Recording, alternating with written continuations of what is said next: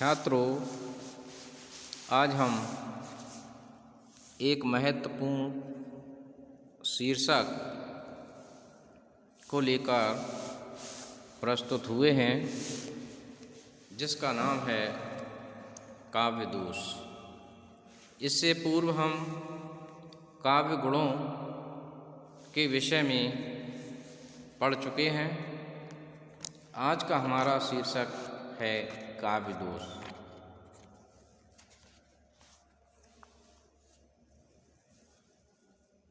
जिस प्रकार से मनुष्य के व्यक्तित्व में गुण और दोष दोनों पाए जाते हैं, उसी प्रकार से काव्य पुरुष में भी गुण और दोष दोनों पाए जाते हैं। यद्यपि काव्य शास्त्रियों ने काव्य में गुणों का होना परम आवश्यक माना है, परंतु दोषों का होना प्रतिबंधित माना है। अर्थात काव्य में गुण तो होने चाहिए, परंतु उसमें दोष नहीं होने चाहिए।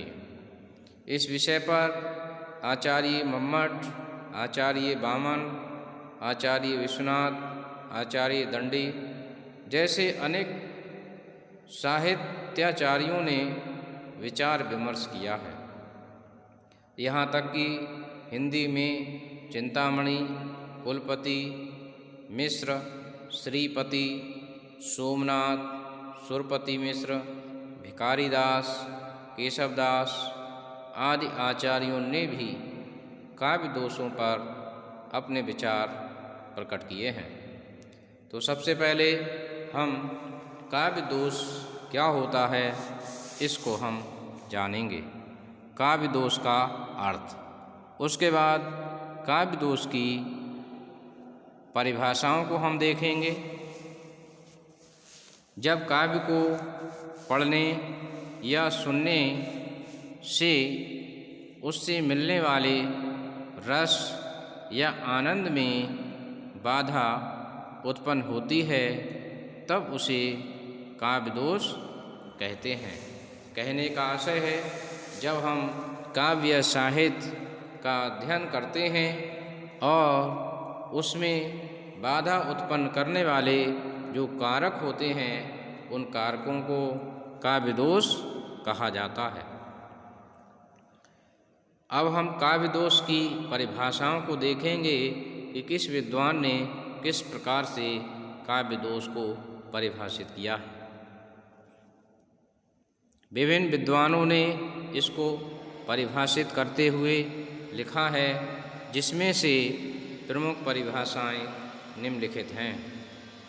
आचार्य मम्मट ने लिखा है कि मुख्यार्थ हतिर्दोषो रसश्च मुख्यस्य दाक्ष्यायाद्व्याच।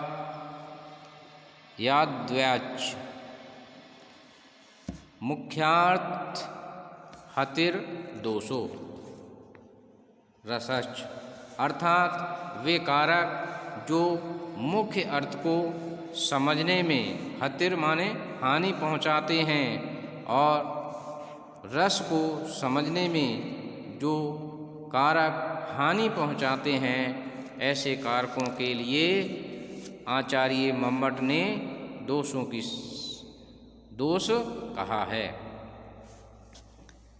इसके बाद हम देखते हैं कि अग्नि पुराण कार ने भी लिखा है, उनके अनुसार द्विग जनिको दोषा, अर्थात द्विग जनको दोषा, अर्थात जो काव्य दोष होते हैं वे मन में अशांति और उद्वेग उत्पन्न करते हैं। तो इसलिए काव्य में दोष नहीं होने चाहिए। आचार्य विश्वनाथ के अनुसार उन्होंने भी लिखा है कि रसाप करसः दोषः, उन्होंने लिखा है रसाप करसः दोषः, अर्थात रस के अपकर्ष को करने वाले ही दोष हैं। रस के अपकर्ष का आशय है कि रस की अनुभूति कराने में जो बाधा उत्पन्न करते हैं उनको हम दोष कहते हैं। अब हम काव्य के दोषों के भेदों को जानेंगे कि काव्य दोष कितने प्रकार के होते हैं, इनके कितने भेद होते हैं, यह भी जानने का प्रयास करेंगे। तो सबसे पहले काव्य दोष दो प्रकार के माने जाते हैं, नित्य काव्य दोष और अनित्य काव्य दोष। अब ये नित्य काव्य दोष कौन से होते हैं और अनित्य काव्य दोष कौन से होते हैं, ये पहले हमें जानना चाहिए। नित्य काव्य दोष से अभिप्राय उन दोषों से होता है जो काव्य में सदैव विद्यमान रहते हैं, अर्थात काव्य में हमेशा रहने वाले दोष नित्य काव्य दोष की श्रेणी में आते हैं। दूसरे हैं अनित्य काव्य दोष। अनित्य काव्य दोष वे काव्य दोष कहलाते हैं जो साहित्यकार की लापरवाही के कारण आ जाते हैं या साहित्यकार की अज्ञानता के कारण साहित्य में आ जाते हैं। ऐसे दोषों को हम अनित्य काव्य दोष कहते हैं। अब हम नित्य काव्य दोषों के भेदों को जानेंगे कि ये कितने प्रकार के होते हैं।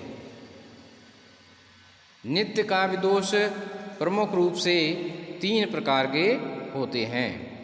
नंबर 1 सत्यार्थाभिधायक दोष। नंबर 2 असदुपदेशक दोष। नंबर 3 असभ्यार्थक दोष। असत्यार्थाभिधायक अर्थात जिसमें सत्य विधायक न हो, अर्थात जो केवल कल्पना पर आधारित हो, ऐसे काव्य को हम इस दोष से युक्त मानते हैं। असदुपदेशक अर्थात जिसमें किसी प्रकार का सदुपदेश, अच्छा उपदेश न हो, मंगलकारी न हो, कल्याणकारी न हो, ऐसा काव्य में ये दोष पाया जाता है। तीसरा है असभ्यार्थक दोष, अर्थात ऐसा काव्य जिसमें अशिष्ट भाषा का प्रयोग किया गया हो, असभ्य भाषा का प्रयोग किया गया हो, शिष्ट भाषा का प्रयोग न किया गया हो, वहाँ इस प्रकार का ये दोष मिल जाता है। उसके बाद अब हम बात करेंगे कि अनित्य काव्य दोष कितने प्रकार के होते हैं। अनित्य काव्य दोष प्रमुख रूप से 3 प्रकार के माने जाते हैं। पहला है शब्द दोष, दूसरा है अर्थ दोष और तीसरा है रस दोष। जहाँ शब्द के कारण काव्य में दोष उत्पन्न होते हैं उनको हम शब्द दोष कहते हैं। जहाँ अर्थ के कारण दोष उत्पन्न हो जाते हैं उनको हम अर्थ दोष कहते हैं। और जहाँ पर रस के कारण, रस में बाधा उत्पन्न के कारण जो दोष उत्पन्न होते हैं उनको हम रस दोष कहते हैं। अब हम शब्द दोषों को जानेंगे कि शब्द दोष कितने प्रकार के होते हैं। शब्द दोष प्रमुख रूप से 2 प्रकार के माने गए हैं। पहला है पदगत दोष और दूसरा है समासगत दोष। पदगत दोष जब पदों में दोष होता है तो उसके लिए पदगत दोष कहते हैं, और समास के कारण जो दोष उत्पन्न होता है उसे समासगत दोष कहते हैं। पदगत दोष भी कई प्रकार का होता है, जैसे श्रुति कटुत्व दोष, अर्थात सुनने में जो बहुत कड़वा लगे उसे कहते हैं श्रुति कटुत्व दोष कहते हैं, जो सुनने में मीठा ना लगे, अच्छा ना लगे, कड़वा लगे। उसके बाद है च्युत संस्कृति दोष। च्युत संस्कृति दोष होता है जो व्याकरण के विरुद्ध हो, व्याकरण के अनुसार न हो, उसे हम कहते हैं च्युत संस्कृति दोष। इसी प्रकार से एक होता अप्रयुक्त दोष। अप्रयुक्त दोष होता है जो चलन में ना हो और ऐसे शब्दों का यदि प्रयोग किया जाए तो उसको कहते हैं अप्रयुक्त दोष। असमर्थ दोष। असमर्थ दोष ऐसे शब्द जो अर्थ को वहन करने की क्षमता न रखते हों, ऐसे शब्दों का प्रयोग कर लिया जाए तो असमर्थ दोष होता है। निहितार्थ दोष, निरर्थक दोष, ग्राम्यत्व दोष, जहाँ पर केवल जो है ग्रामीण शब्दों का प्रयोग कर लिया जाए तो वहाँ ग्राम्यत्व दोष हो जाता है। न्यायार्थ दोष। इस प्रकार से कई प्रकार के ये पदगत दोष होते हैं। अब हम देखते हैं समासगत दोष, क्योंकि समास के कारण भी दोष उत्पन्न हो जाते हैं। तो समासगत दोष जो होते हैं उनमें प्रमुख रूप से हैं क्लिष्टत्व दोष। क्लिष्टत्व कहते हैं बड़ी कठिन के लिए, कि यदि समास इतने समास उसमें प्रयोग कर दिए जाएं कि समझ में ही ना आए कविता और उस कारण से कठिनाई पैदा हो जाए तो वहाँ क्लिष्टत्व दोष होता है। इसी प्रकार से अभिभ्रष्टत्व दोष, विधेयांश दोष, विरुद्ध मति दोष, अर्थात जो बिल्कुल तर्क संगत बात ना हो उसे विरुद्ध मति दोष कह सकते हैं। तो इस प्रकार से ये समासगत दोष होते हैं।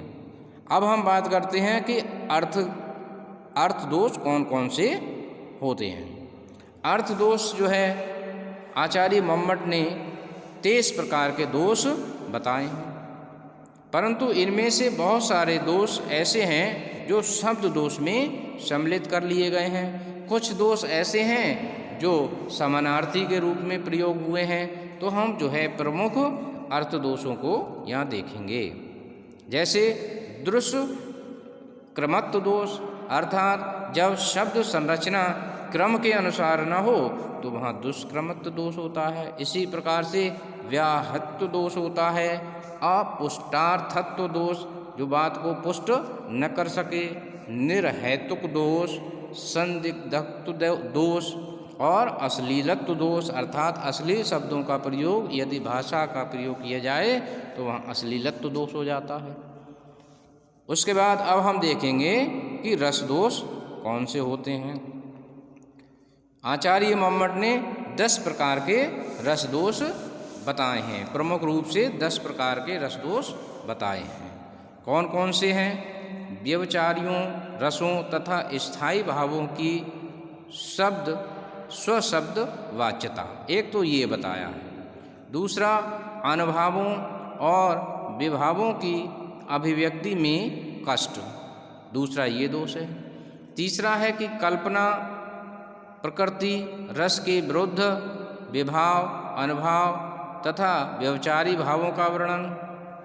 अंग भूत रस की बार बार दीप्ति, अवसर न होने पर भी रस का वर्णन करना, अन अवसर में रस विच्छेद करना, प्रधान का अत्यंत विस्तार से वर्णन करना और प्रधान का विस्मरण करना और अप्रधान का विस्तृत वर्णन करना, प्रकृतिगत औचित्य के प्रतिकूल वर्णन करना और रस के अनुपकारक का वर्णन करता, अर्थात जिससे रस का अनुपकार हो, अर्थात उपकार ना हो, अर्थात उसमें बाधा उत्पन्न हो तो उसको वर्णन करते हैं तो उसे रस दोष कहते हैं। तो इस प्रकार से आज हमने दोषों के बारे में जानकारी प्राप्त की कि किस प्रकार से काव्य दोष होते हैं और काव्याचार्य इन दोषों से बचने की सलाह देते हैं। तो मैं समझता हूँ छात्रों कि आपने इसको समझा होगा। धन्यवाद।